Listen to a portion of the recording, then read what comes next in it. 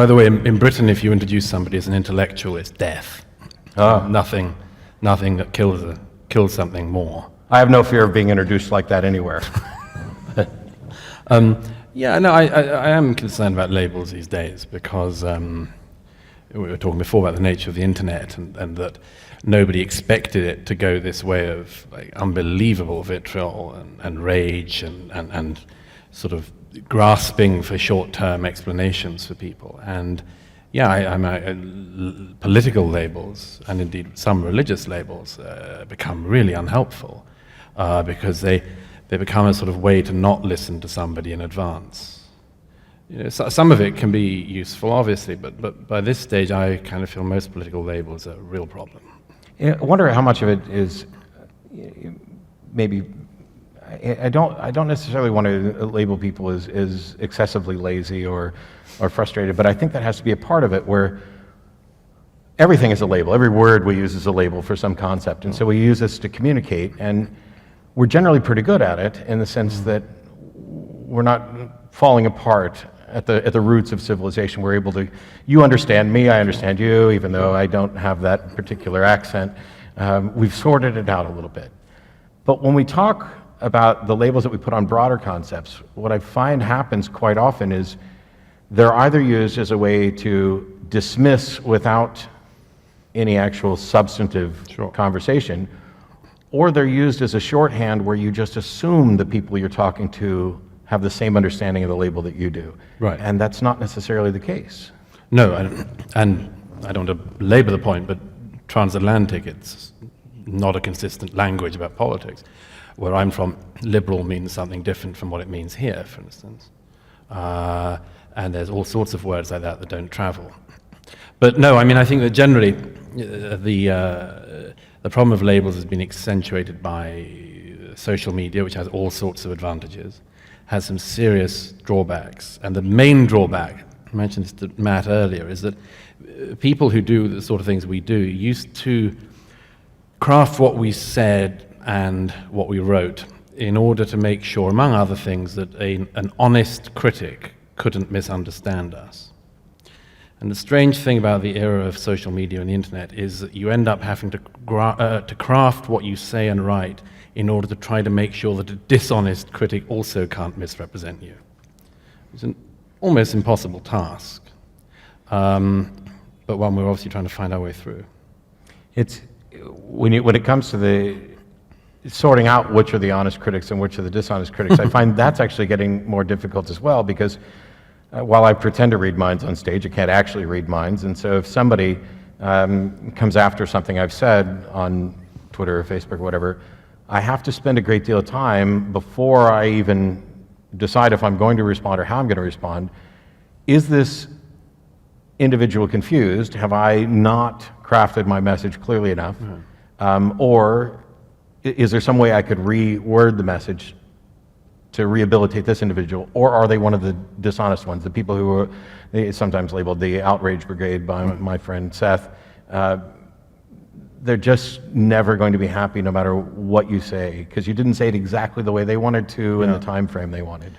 Yeah, what I get is you didn't say it all in the 60 seconds we gave you, which, if you're dealing with the meaning of life or something, it's often hard to hit that moment. Yes, it's in the debates that I've often had with religious apologists.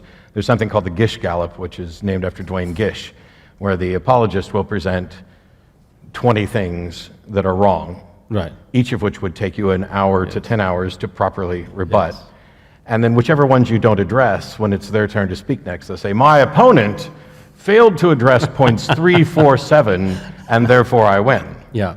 Well, the Times of London the other day reported on this Flat Earth Society that's now booming, at least booming to the extent that Flat Earth Societies can for the time being. But I mean, they had I don't know, they had a conference the other day in London, and they got like 300 flat earthers who all had these points about like the horizon. No one had actually been to it. How do you know?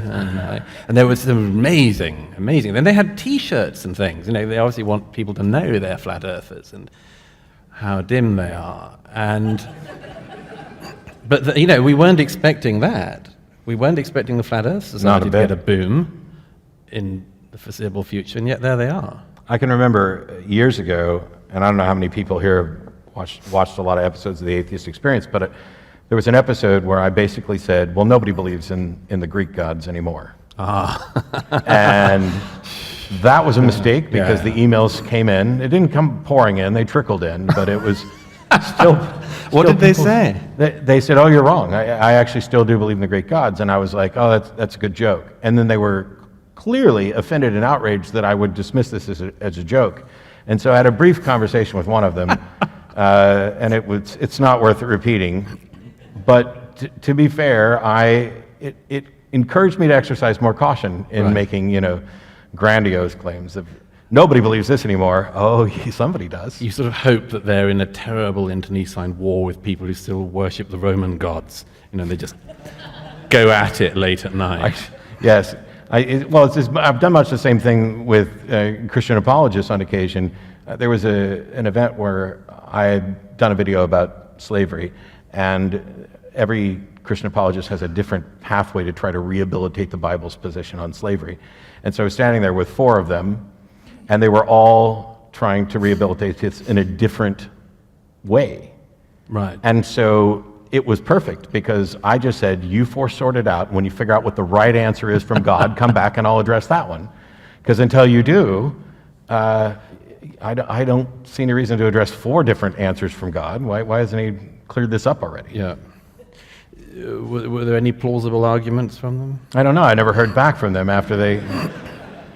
I suspect that there was not agreement. At least they'd all agreed it was bad. And they were trying to... You would hope hope so, but you would be mistaken. Really? Because there are people who go down that road that say that once upon a time it was perfectly moral and acceptable. And also that because ultimately it was in the benefit of those who were enslaved because they now had access to the true religion that they didn't have access to before. Right. God, it's a hell of a way to get it, isn't it? It's the worst route there. Yeah, salvation at gunpoint, I guess, kind of.